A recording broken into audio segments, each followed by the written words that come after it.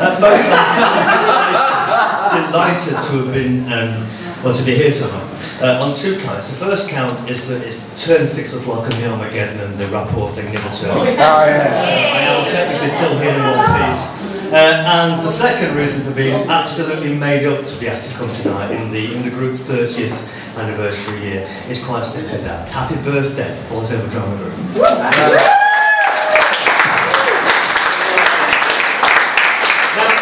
It seems to me that at this sort of an occasion, more than the last time that I spoke to you, that it just needs to be inspirational tonight to accept and congratulate folks on the last 30 years and to look ahead to the next 30 or 300, as we hope it will be.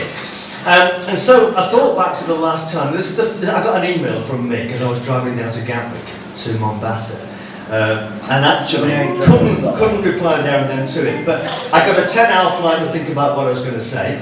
I got a fortnight to lay on a bed and enjoy the sunshine and think what I was going to say, and then on the flight home it finally came to me. I'd been on a head teachers conference over at Buxton 2 weeks prior to being asked to come and speak tonight here, and there was a very inspirational speaker who recounted to us as head teachers in the room the story that I'm going to recount to you tonight. Now, it's not an awful long one, but if you just bear with me, I'm going to read it because there are some details here and some parallels between what I'm going to say to you that run directly into the drama group from the last 30 years and what people who've served 30 years have done, and into the next 30 years, and the inspiration and all of what's going to come, hopefully, is going to come. So, in the beginning, this is it. There is a race every year in Australia, an 875-kilometre race, an endurance race that runs from Sydney to Melbourne. And it's considered to be the world's longest and hardest race. It's tough. It lasts a week, and normally the people who take part in it are world-class athletes who train for years before they take part in it. They are backed by huge sponsors, and the whole thing runs off, and people run this incredible distance from Sydney to Melbourne. Nike are involved, and there's a lot of money behind it and all that. Mainly the athletes are 30-year-old men and women who are equipped with the most expensive sponsored training outfits. So you get the idea, it really is quite a good long-distance event. In 1983, these top-class runners, it says, were in for a real surprise. On the day of the race, a guy named Cliff Young showed up. Now, at first, nobody cared about him because he arrived, and they thought he was there to watch what was going on. He was 61 years old. He was toothless. He turned up in his overalls and a pair of Wellington boots. Now, as Cliff walked up to the table to take his number, it became obvious that he was going to try to run the race. He was going to join a group of 150 world-class athletes and run from Sydney to Melbourne. His only trainer had been his 81-year-old mother. Everybody thought it was a crazy publicity stunt. This chap was not going to manage even to get past the first 100 yards or so, and they were curious. And as he went to get his number 64 and moved into the pack of runners in all their expensive gear, the cameras focused on him. Who are you? What are you here for? I'm Cliff Young. I'm from a big ranch where we run sheep outside of Melbourne. And you are going to run this race? Yeah, of course I am. You got any backers? Any money behind you? No. Then you're not running. I am, he said. See, I grew up on a farm where we couldn't afford horses or four-wheel drives, and the whole time I was growing up until about 4 years ago when I finally moved away from the farm. We got a four-wheeler. And the storms would come, and I'd have to go out and run and get these sheep in before the storms arrived. We had 2,000 sheep, and we had 2,000 acres. And sometimes I'd be running for 2 or 3 days. It took a long time, but I'd get them in before the storms came. I believe I can run this race. 2 more days than I'm used to. That's 5 days. I've run sheep for 3. But when it started, Cliff left the pros behind in his wellies. The crowd smiled because he didn't even run properly. Instead of running, he had a leisurely shuffling about him like an amateur. this 61-year-old potato farmer from Beech Forest with no teeth had started the ultra-tough race with world-class athletes. All over Australia, people who watched the live telecast kept on praying that someone would stop him, because they thought he'd die before he got halfway. Every professional athlete knew for certain it took about 7 days to finish the race, and that in order to complete it, you'd need to run for 18 hours and sleep for 6. The thing is, Cliff didn't know that. He didn't know the rules. And when the morning news for the race was aired, people were in for another big surprise. Cliff was still in the race, and he jogged all night down to a city called Mittagong. He didn't stop after the first day.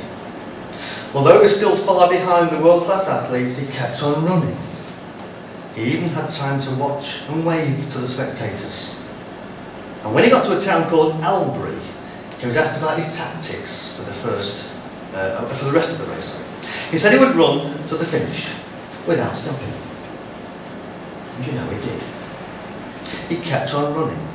Every night he got a bit closer to the leading pack, and by the last night he passed all of the world-class athletes. And by the last day, he was way in front of them. Not only did he run the Melbourne to Sydney race at the age of 61 without dying, he won the race. Yeah. He broke the race record by 9 hours and became a national hero. The nation fell in love with the 60-year-old potato farmer who came out of nowhere and became the world's best long-distance runner. Well done. He finished it in 5 days, he's dead, don't worry, 5 days, 15 hours and 4 minutes, not knowing he was supposed to sleep during the race. Oh my God. He said he imagined he was chasing sheep and trying to outwin a storm. It gets better. When he was awarded the first prize of $10,000, he said he didn't even know there was a prize, and insisted that he'd not entered for money. There are still 5 other runners out there somewhere doing it tougher than I've done it, and he gave them $2,000 each. He didn't keep a single cent for himself. That act endeared him to all of Australia. Cliff was a humble, average man who undertook an extraordinary feat and became a national sensation. He got 7th the year after. His hip popped out of the joint socket, his knee played up, and he endured shin splints. And when he was announced as the winner for the most courageous runner and given a Mitsubishi Colt, he said, "There are people here who've had it tougher than I. Here you are, Bob McElwain. You can have this car." And he gave him the keys. He never kept a single prize. People gave him watches, because he never had one. He'd thank them because he didn't want to hurt their feelings, but will then give it away to the first child he saw. He didn't understand why he'd need a watch, because as he said, he knew when it was daylight and when it was dark and when he was hungry, so why would he want a watch? He came to prominence again in '97, aged 76, when he tried to become the oldest man to run around Australia and raise money for homeless children. He completed 6,500 kilometres of the 16,000 kilometre run, and he had to pull out because his only permanent member of crew became ill, wasn't it? His love for running never diminished, and finally he had a stroke and lost his will to run. But the young shuffle, as it became known, has been adopted by ultra-marathon runners because it's considered to be more aerodynamic and expends less energy. And at least 3 winners of this Sydney to Melbourne race have been known to use the young shuffle to win the race. Now, the Sydney to Melbourne race, nobody sleeps anymore. And to win that race, you have to run the race like Cliff Young did. You have to run all night, as well as all day. Now, it's a fairly long story in the end, and I apologise for that in a sense, because you should be dancing by it. But I think there are 2 parallels here. You know, it is facing up to the fight, it's facing up to what you have to do, and it's doing it to the best of your ability. And Cliff Young proved that by what he did. But I think there's more to it than that. He didn't know the rules. He didn't understand the word of it. Nobody told him. And I think if we don't look at rules, and we look at what's inside here, and we do what we know is right, then I think we can get a whole lot more out of what we do. Whilst I applaud you for the last 30 years, and you know, I've been part of it and I've seen it for the last 12 months, I want us all to think out of that box, to not be restricted by the rules, to try and think, you know, what is it that makes us tick?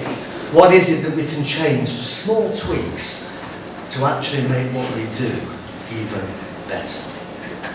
Because that way, the group will get better than it already is. And I applaud you for the last 30 and wish you all the very best for the next. Thank you.